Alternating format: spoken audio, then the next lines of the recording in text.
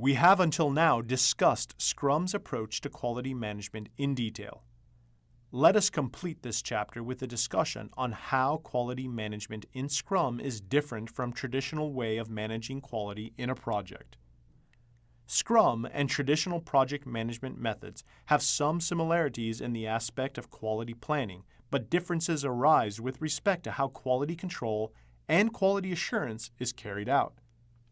In traditional project management, the customers provide their expectations with regard to the project's products and the outcomes and benefits expected from them. The project manager defines those expectations in measurable terms and gets agreement from the customers as part of the planning phase. The project team develops the project's product according to agreed criteria over a specified period of time. If any of the agreed criteria are to be changed, changes can happen only through a formal change management system where impact of changes is estimated and the project manager gets approval from all relevant stakeholders. In Scrum, however, the product owner who represents the voice of the customer collaborates with the Scrum team and defines the acceptance criteria for the user stories related to the product to be delivered.